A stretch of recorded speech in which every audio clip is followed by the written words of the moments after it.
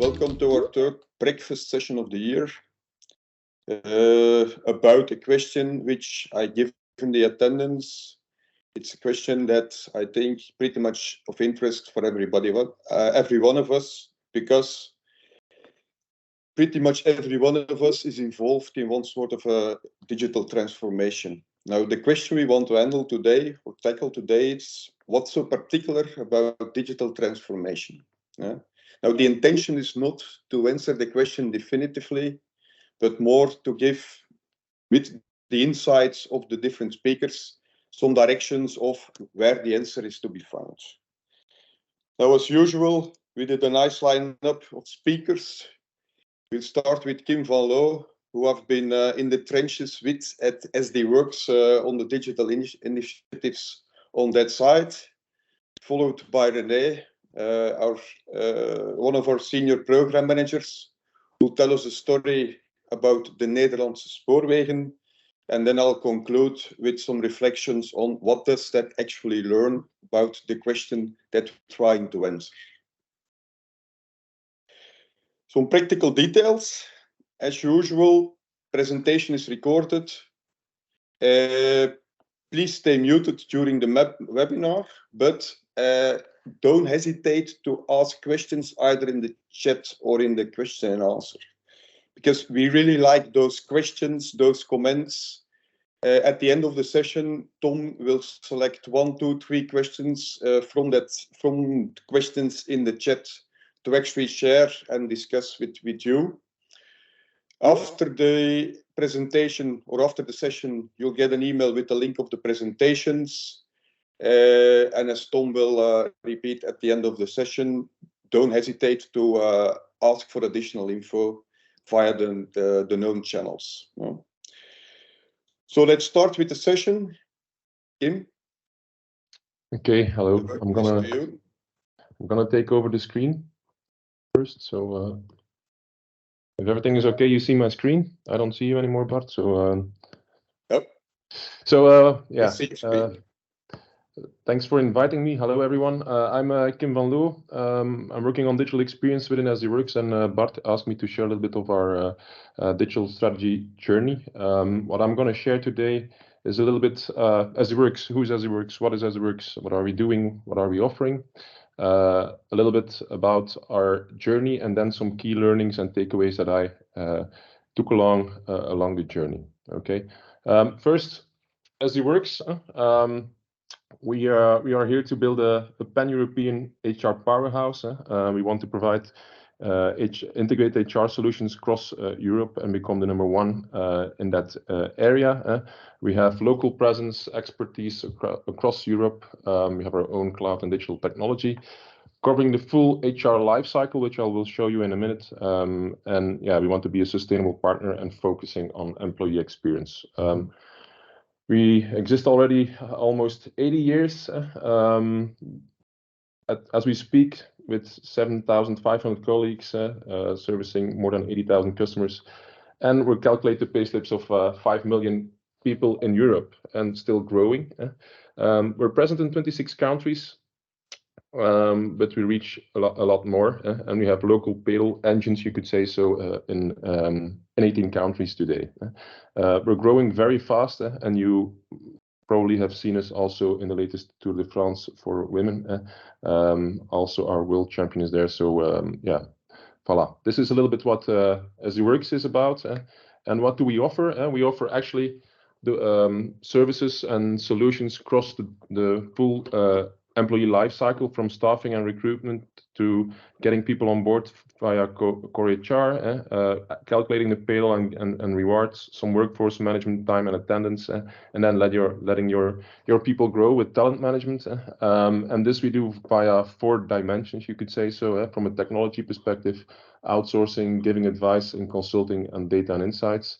And above all, we have our own digital channels that open up our portfolio for our customers and our users, be it on the app or the portals or through chat. Okay, I'm going to share a little bit, looking back from 2016, where we started off with some digital initiatives and where we are today. 2017, 2016, we really focused on, within the digital strategy, focusing on internal efficiency, you could say. So introducing also the agile way of working, and we were really process oriented. And a year later, we started with focusing on the customer of our customers, you could say. So really focusing on the employee, the worker, as they are really crucial in the services that we deliver. And I'm going to share you a little bit later what it really entailed then. By 2020, we heavily invested in a future platform architecture, because integration is key to make sure that we have the right interaction towards our customers, you could say. So in 2022, based upon the learnings we had, we opened up our customer base also for partners integrating in our channels. And today we're mainly looking at improving the overall user interaction for our HR professional personas, being the customers.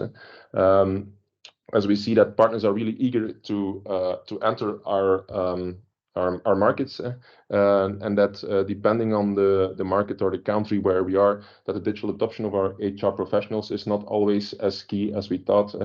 So that's a little bit why we are today really focusing again on that HR professional. Okay.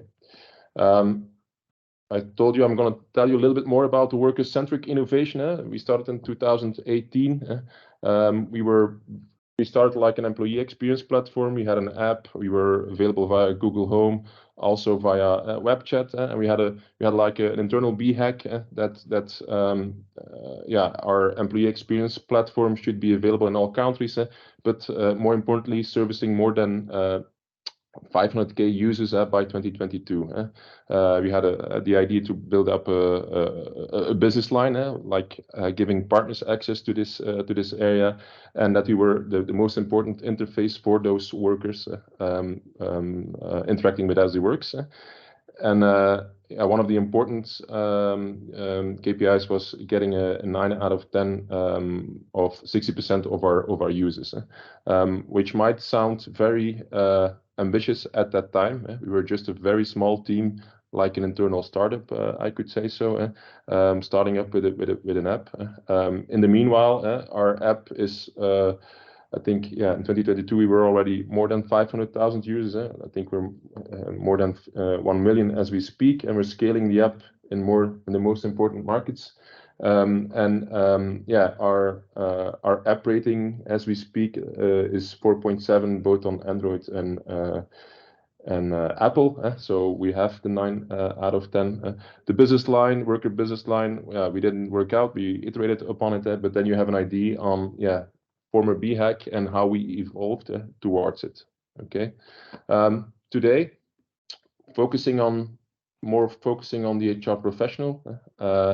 It comes to one screen. This is a little bit how the future might look like, where we're filling up those widgets, those interaction patterns from an end-to-end journey perspective with our users. It's about one screen where you can start, you could say so, but more importantly, we're looking at aligned business processes to get this screen live, you could say so, because a screen is just a screen, but you need to adapt the underlying business processes to have this kind of interaction on that level. You need a pretty clear aligned technical and data architecture to cater for end-to-end customer journeys, which start with this screen, but they go all the way through the different journeys that users have with us. And of course, working on a customer-oriented mindset is crucial to get this done. We're working on all of these ingredients to come to one experience. That's a little bit the thing we're doing now, which is just more than one screen. Okay, some learnings that are important for me. Integration is key. We've been working on, like I said, the Worx platform architecture, which is actually the backend and master data integrations and payroll integration. We're in the payroll business, have a lot of data to work towards the Worx, which is the channel. But actually, we're now also focusing on UX integration more and more, so that the end-to-end journey from all the underlying applications comes back to this one screen, and that we can have an end-to-end experience for our customers. Some other key takeaways: fake it until you make it.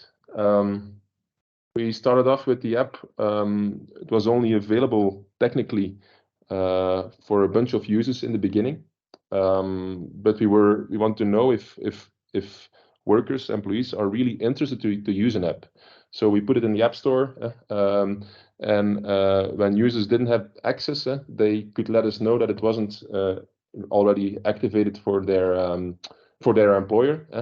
And it was really nice to see how much people were really interested, because all those kind of answers, let us know, shared us, this is something we need to further invest in. So fake it until you make it. We put something out there to learn and understand what the real need was, and if everybody was interested or not.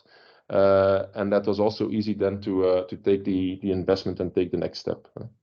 So fake it until you make it.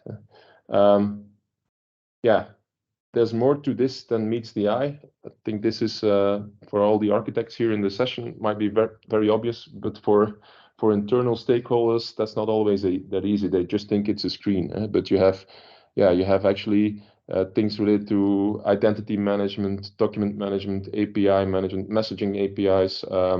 You need to cover the full employee's life cycle that needs to be integrated, not only from a master data perspective, but also from purely the data architecture on its own. And then we have our 5x4, you could say so. So our portfolio, what kind of products and services do our customers have, depending on the products you want to provide other journeys. So there's really more to this than meets the eye. It's nice to show some screens and some mockups, but to get this live, it's an investment under the surface, which is really crucial to make this happen. I think it's up to the architects to make it also clear and transparent towards the rest of the organization what's necessary to get this done. Another one, during all those steps in our digital journey, our organization changed a little bit from a decentral, really country organization, you could say so, with individual silos, to put it very black and white, to more like a matrix organization, and mainly to reuse the assets. I think the countries and the go-to-market model is still very local, because that's where we have our local expertise. But in order to reuse the assets across the different markets, a matrix organization was clearly needed. Otherwise, the investments are even much higher to get to the outcome. Another one that I personally learned on the go is, if you let others tell your story, it's much easier to get the vision realized.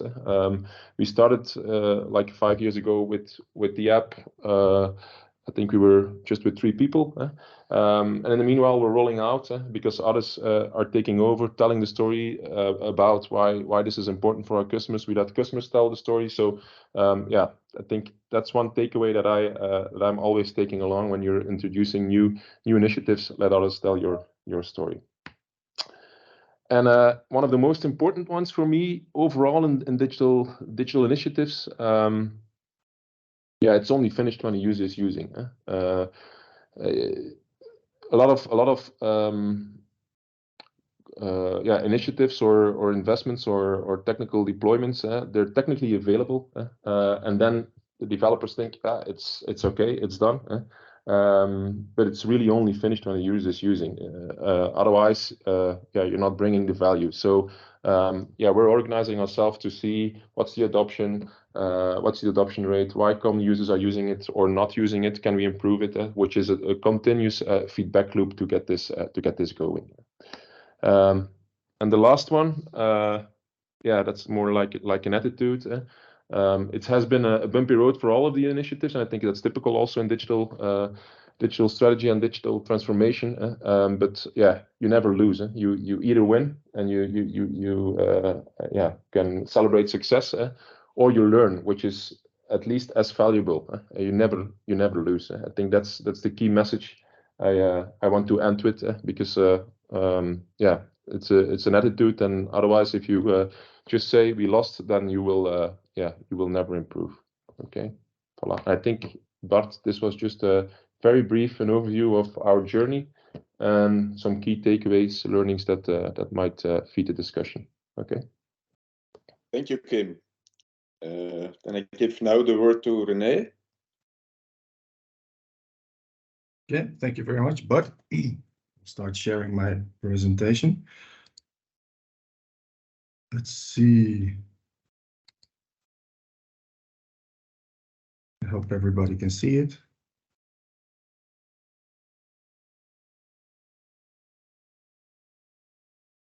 We'll go into presentation mode. Okay. Thank you very much, Bart, for this opportunity to present the hard lessons we learned in my career at KPN. Short. Okay. At KPN, we had 2015, 2016, we had a big tender to win the biggest digital transformation in the Netherlands so far, still until now.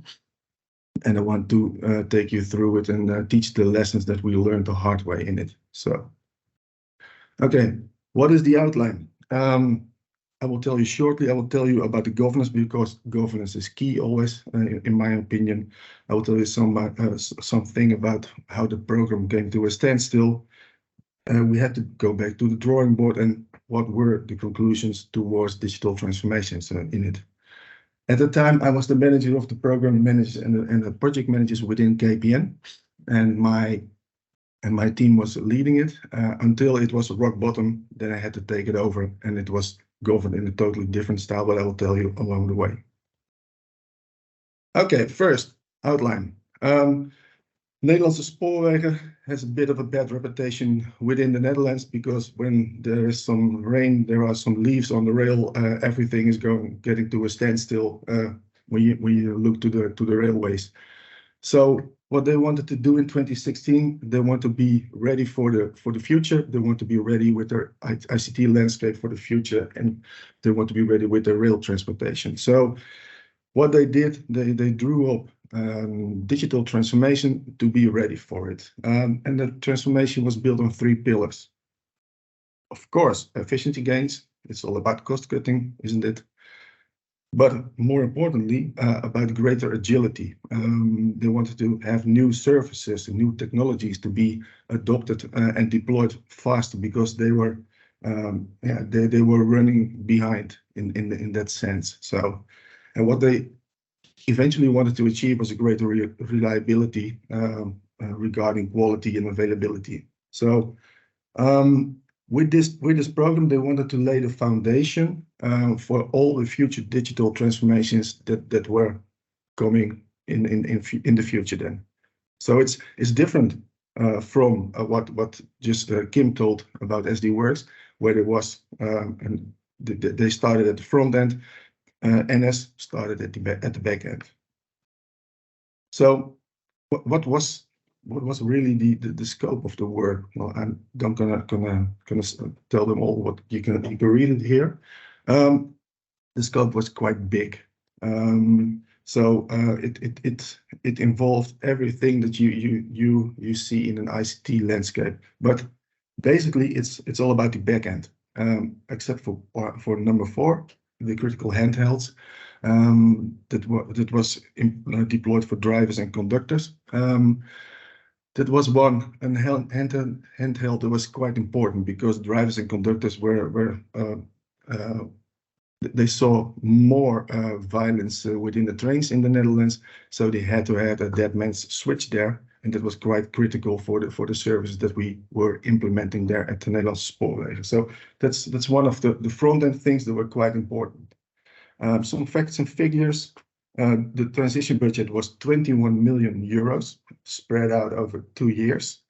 And the staff from KPN that was in the consortium. I will tell shortly about it. It was 56 FTE on average, sometimes a little bit more, sometimes a little bit less. And after it, there was a 5-year service contract starting in 2019. So it was a big transition, and also the contracts behind it were quite large.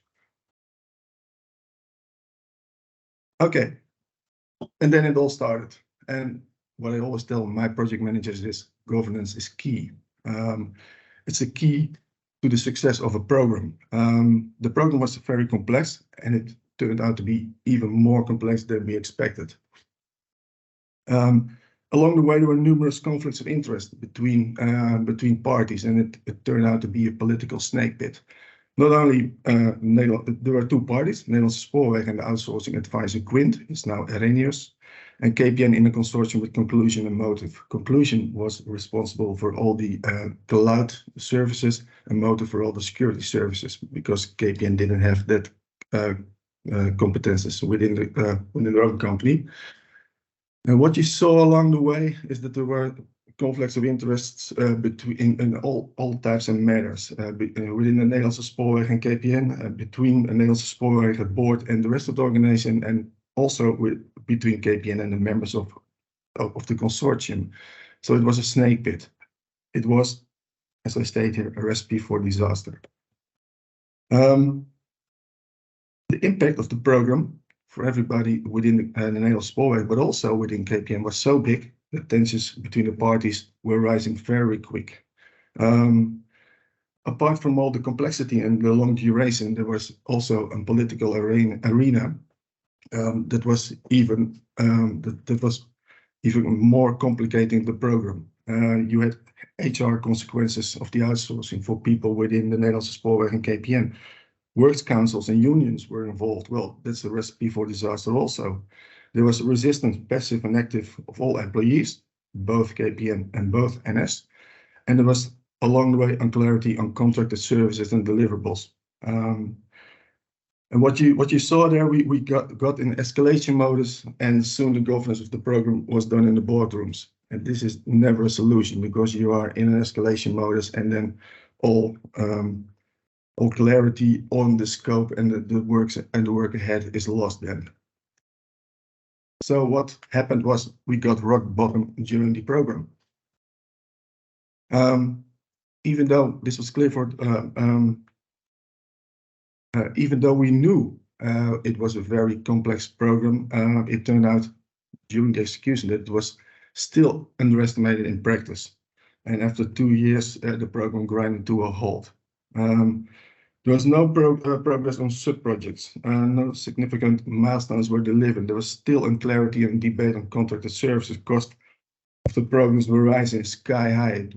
Like I told, it was 21 million initially, but it was counting. And in the end, it was approximately 29 million that the costs were of this program. The relationships between the parties were at an all-time low, and that was the point that the board of the Nederlandse Spoorwegen and KPN intervened in the program. What they did is they ordered me, in this case, to do an assessment to investigate what caused the issues in the programs, address those issues to the board, and redefine the program with all the contractual and legal boundaries that we had, and deliver an acceptable end stage and handover. This meant that me and my team, we had to think about a new way of doing this program, and doing this program in another way, not with the entire scope that we did, but we redefined it and we cut it up in pieces. So what we did, what we saw as we proceed as we did, this would lead to nothing. What we saw is that the impact of the organization was clearly underestimated. The entire scope of the program was too complex and too big. The duration was way too long. You can't oversee what is happening in 2.5 or 3 years.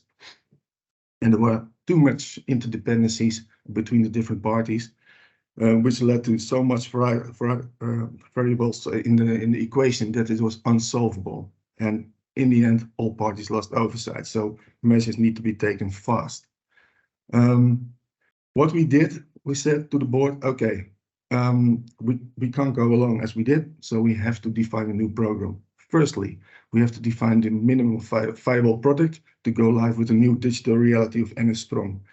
This was a kind of a shock for the board because they thought that they would get it all in one time, but it was quite impossible. Then we had to make sure the Nederlandse Spoorwegen could work with this MVP.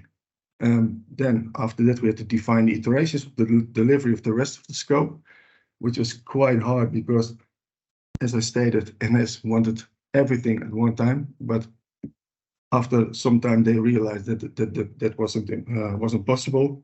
And then define a plan for the years to come for further implementation and digital transformation, because digital transformation was the new normal. It wasn't just one transition, it was a transition that was started and it would go on almost forever. So looking back, what were the conclusions towards digital transformation? Bear in mind, this program was started in 2016 because that was in that time digital transformation was just starting up, and NS was one of the first. So there were a lot of lessons to be taken from this, and it were hard lessons. Firstly, think from the point of view of your end users and customers. That was totally forgotten along the way. Secondly, digital transformation have a huge impact on people and will cause resistance. Be aware of that.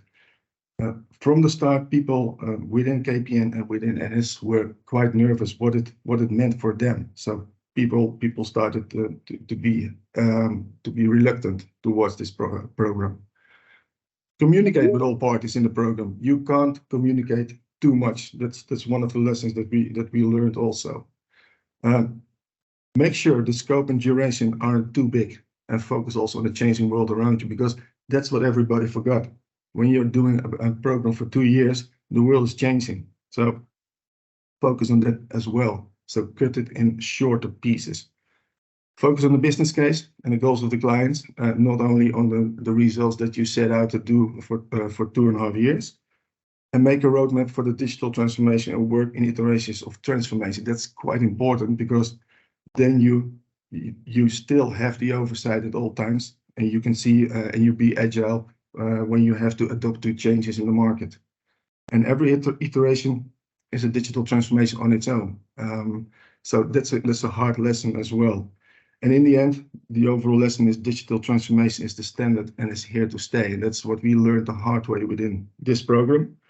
But in the end, we learned from it, and afterwards the programs that came after this program, and we entered all these learnings in those programs, and you saw that those learnings, though it were hard learnings, they made KPN progress in the way that they did the business.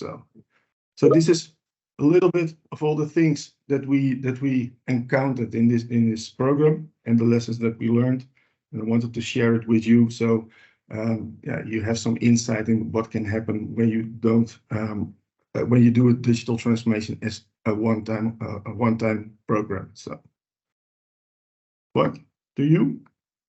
Thank you, René. So I'll take over from there.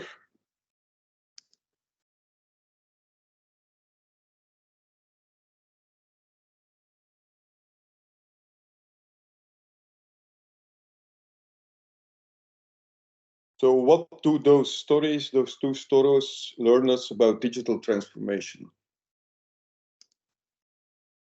And what's so particular about it? First of all, it's usually not very clear from the start what will actually work and what has value. So as Kim already explained, as you see in the story of René, value, what works, often has to be discovered during the trajectory. It happens, it needs to happen in a fast-changing context, and it's changing faster and faster. Bart, at this moment, I still see the front slide of the breakfast session. Could Right. Here it is okay. Yeah? I can see it. It's going well, Bart. Yeah. Okay. So it needs to happen in a fast-changing context where other players players are making moves, there are changing expectations in the market from people, and new digital means are arriving at a faster and faster pace. There is inherent complexity of moving lots of different elements in a coherent way, especially clear in the René story. It requires new foundations while ensuring continuity of the business. We have to do this in the context of running businesses. It's not to be considered as a single linear transformation, but rather as a succession of transformation cycles. And taking people and teams along and enabling them will be pretty crucial. Now I'll start, given that a lot of people, me included, are architects, with the topic of complexity, because that's where usually we are counted on to help organizations to handle it. And an exercise we did for ourselves is to understand what's involved in these types of transformations. Starting from, the most obvious part, the existing enterprise application landscape, the integrations, business transforming platforms that are coming, that are all digital elements that have to be put in the broader context of where do we want to move with our business model, our service models, operating models. What does it mean in terms of the sort of resources we need, the competences, and often forgotten or not with the right attention. It's also the playing field between human and digital, where human and digital meet the employee tools. And if you have to sum up what we want to achieve in that area or on that topic, it's about doing different or the same business differently with digital. No? Related to that, and usually at the same token, we're working on digital channels, channel architecture in the context of ensuring that we as companies or that our companies have the right digital presence in the market with the right customer experience, the right journeys, that in that human and digital interaction sphere has to be translated in what sort of user experience do we want, user journeys, what does it look like? And we can continue, because then the next thing is about data. In order to be able, for instance, to make sure that we're doing the right stuff in the two first pillars, we need to exploit data, make sure that we use that data to understand how well we are doing, next to what you can do with data, regardless of that. It's about starting to implement, learning to implement our applications and integrate them in a different way, modern application architectures, to be able to be more agile with all that stuff around DevOps, support model, and in terms of tooling for our development people. It's about integrating the evolutions on the cloud in the cloud, or what's the opportunity with cloud. It's about ensuring the continuity of our business, because especially because our businesses are more and more dependent on the digital aspects or on digital assets. Ensuring the continuity of those assets in the context of the wider business processes is a pretty crucial part, and it's high on the agenda of senior management, next to the security aspects. Security will be, is, and we all know it, making sure we build this in a secure way, we open this in a secure way is key for success. And last but not least, it's about how do we actually organize around those transformations. Now, if you look at the stories, the SD Worx story is a story where we started around digital presence in the broader context of the business processes and data. And we tried to pull in, as Kim explained, and that process is still happening, the rest of the aspects, making sure that the rest of the aspects are covered in order to be able to enable that. The story of the Nederlandse Spoorwegen is the other way around. They started, as René explained it, with the pure foundational IT foundational elements, in order to be able to enable going forward that new kind of business. Now, where do we stand as architects in covering this landscape? For those who've been in the business, in this architecture business for a long time, know that we started initially 20 years ago in that left-hand corner with the IT enterprise architecture, putting it already at that time in the context of the broader business. In most organizations, or with quite a lot of organizations, IT enterprise architecture now pretty much covers the full digital space. There are organizations that at the same time developed a business enterprise architecture practice that really structures the human organizational elements of the business. And that in that way also provide the context for us IT enterprise architects to do our job. But what with the rest?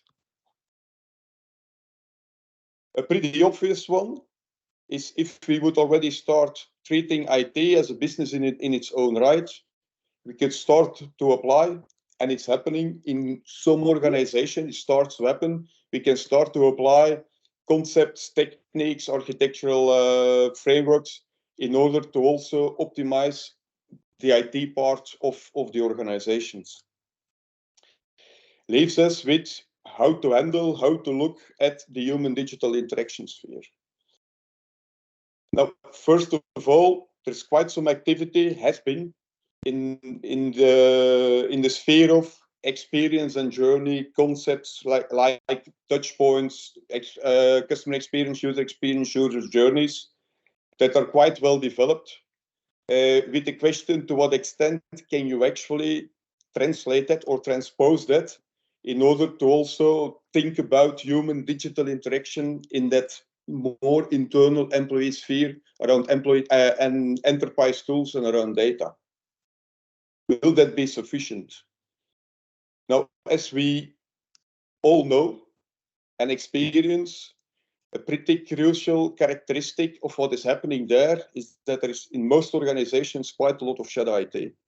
And what is it an indication of? It's an indication that people and teams are trying to use the tools that they are at their disposal, whether we give them to them or they find them themselves, in order to do to self-organize and to learn to do their business better.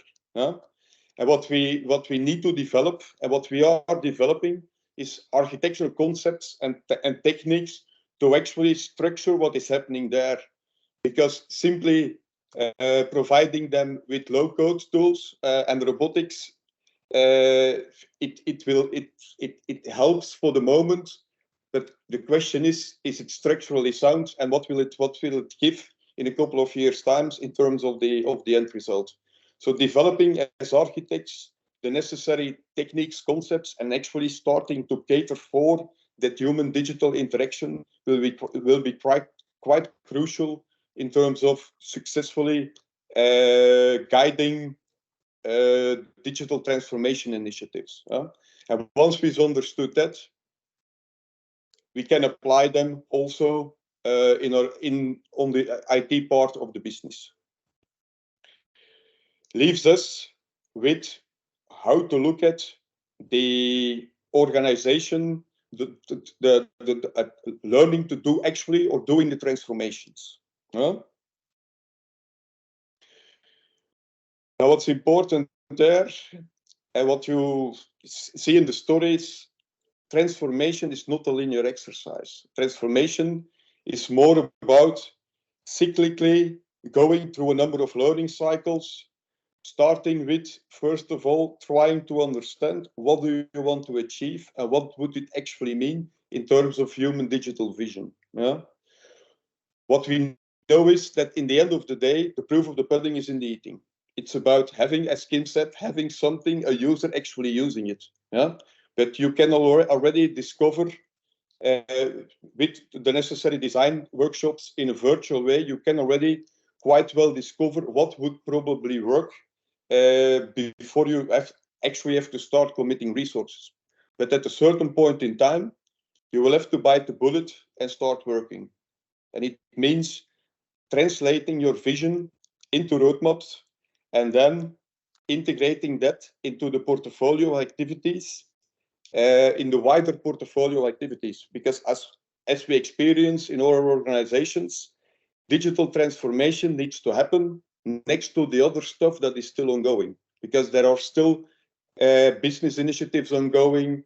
There is life cycle management to be done on our applications. Regulatory and legal changes are coming in our direction, and coming to a well-balanced portfolio of initiatives is in quite a lot of organizations quite of a challenge. Then in order to execute the transformation, we will have to change the organization, change the way it's organized, put people into new roles. And in order for those people to adapt those roles, to adopt those new perspectives, we will have to train them, guide them, coach them in adopting that new way of working. And then the most difficult or the most murky part of the transformation starts, because then you're actually in the action. And the challenge there is to make sure that you don't get bogged down in the transformation. Because once you're in that delivery, in the transformation, people easily tend to cycle and to run around in that transformation. And the point is to make sure that with a couple of people, you keep the necessary oversight of what do we need to achieve, where do we want to go, and make sure that at a certain point in time, you make the transition to actually try out, realize the value, try out in the market, and make sure, as Kim said, users start to use it so that you can start to learn. And because that will allow you to then reflect on what you've learned and go into the new cycle. Or, as René explained, if you get bogged down into this transformational work without an exit, it helps to actually take a step back and do a reflection and adapt. I ask yourself, what am I trying to achieve here, and adapt your way of working. Now, it will be, for all organizations, it will be pretty crucial that they start to master this sort of learning cycle. And in order to master it, the organizations will actually have to transform, as I wrote it, to learn, transform to start to master this transformation cycle, actually to learn to continuously transform going forward in digital transformation. Now, what does that then require from us, architects, program managers, and change managers?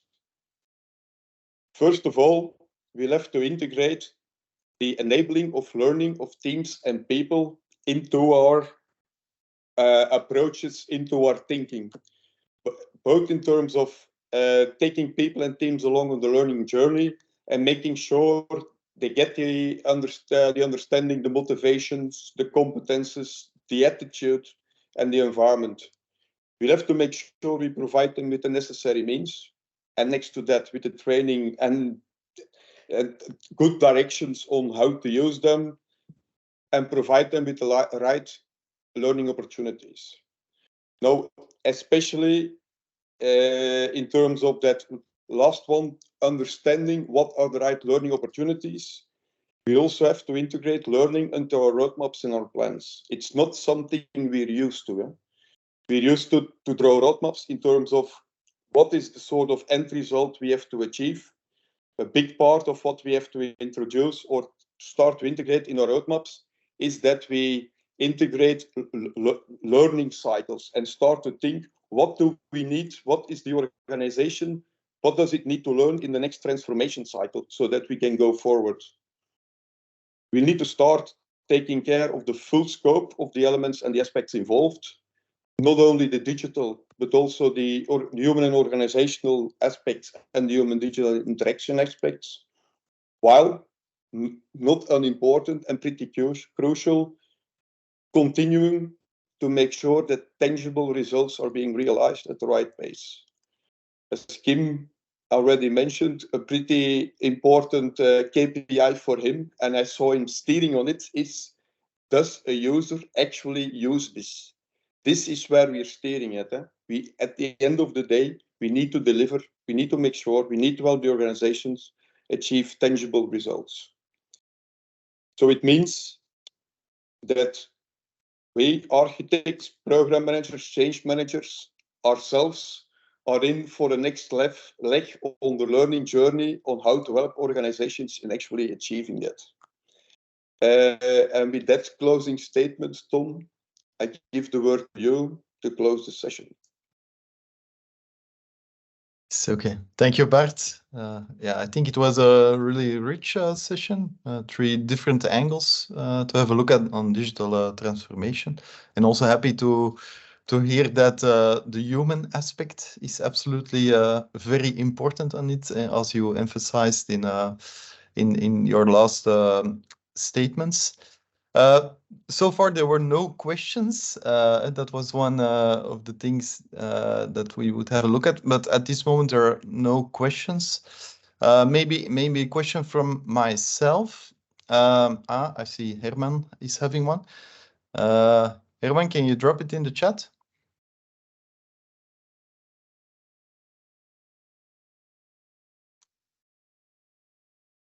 Or you can maybe give him the mic. Let me see. To Kim. Yeah. Can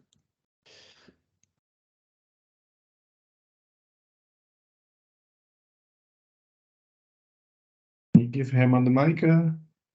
Yes, Tom? I'm doing that. Let me see.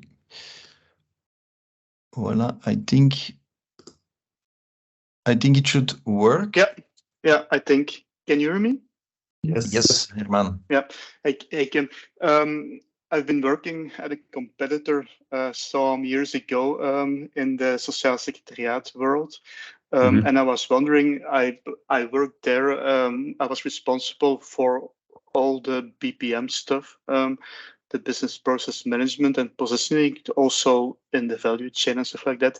And what I was wondering, one of the main challenges for me there was really the people and change aspect at, I can drop the name, I suppose, at Partena. It was really like an administrative mentality, more governmental. And I was wondering, was it the same challenge at SD Worx? I know the culture there was, I think, was a bit different, but still I can imagine that there was like a long way to go before people started working end to end. It's a good question. Thanks. So I think, yeah, at SD Worx, we're full of ideas, always full of ideas, and selecting the ones that are most important to make a difference is already one difficulty.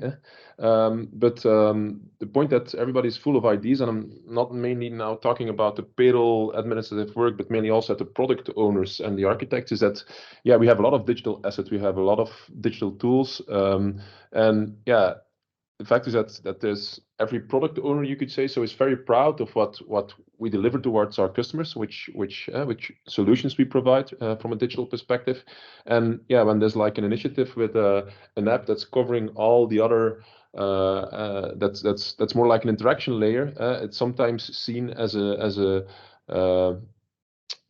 enemy for other products, although it's giving them an additional channel to get more towards customers. So that was mainly the challenge we had, and yeah, we took every opportunity, be it in local small teams, in CEO webcasts, in everywhere we could. We took the opportunity when somebody asked us to explain it, that we react upon it, and we had a communication plan on, this is the vision, this is a strategy, this is where we want to go. We go on this. Yeah, we're all doing this together. But the change aspect was from our side, most from the individual existing initiatives that felt as a little bit like this new initiative is like more like a like an enemy. I don't know, Bart, you were there as well. Yeah, you can complete me, but that's what I learned. So more from the payroll side and the administrative work, I think they all see it as more value for their customers, and apparently certainly the go-to-market profiles were really eager to show this to customers. Yeah, I don't know if that's an answer to your question. Yeah, it's very interesting indeed. Yeah, thank you. And maybe to add upon, there's only one thing, right, and that's the customer. So or the user. And if you inject that in why we are doing this and let the customers prove it, then then it's very easy to go. Yeah. Okay. Thank you. Okay, thank you for the question and the answer. Another question that came is from Hans-Peter Smits. He asked, what role did XPLUS play, if any, during the digital transformation of SD Worx? That's one for Kim or Bart or both. I'll leave it to Kim. Yeah, I think I should do that. I'm. If I look at myself, I'm very good at the why and the what. I'm not always that good at the how. I think Bart and team helped us out on how can we accelerate. What does it mean from an architecture perspective? What are the things that are on the critical path? Which are the digital assets we already have? And letting that grow step by step to feed up the roadmaps of every team. I think being a sparring partner on that end, and also how can we translate it towards business value, working on not only the how do we translate the vision towards concrete projects, but also level in between. What are the tactics to get this going? I don't know, Bart, if you want to add upon something, but that's a little bit how I experienced it, and also why I'm also sharing the story here. So I was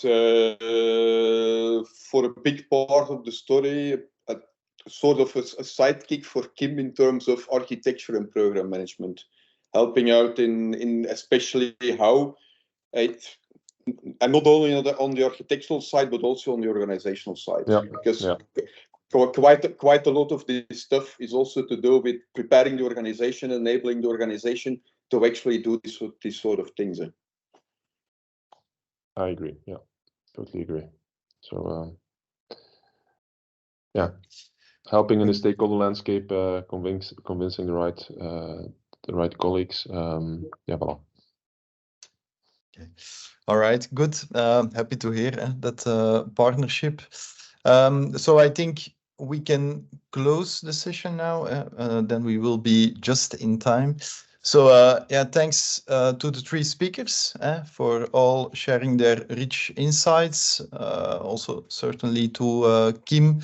It's always nice if a customer wants to give a testimonial and how it works for them, and also nice to hear that we played a role in their success. So we will continue to have breakfast sessions. There will be 3 sessions planned in 2024. So dates will come up in the next months. So hope to see you all there. And also thank you today for participating. It's always nice to have a lot of people present, and so far we succeeded to have a rich audience. So we hope to continue to have that. And in the meantime, if you have questions about digital transformation, how XPLUS can support you, or also our broader offering with Yuma now, as we are part of the Yuma group, don't hesitate to reach out to Bart van Passel. You will also get the slides, and the contact details of Bart will be in the slides. All right. Okay, thanks everyone, and hope to see you soon.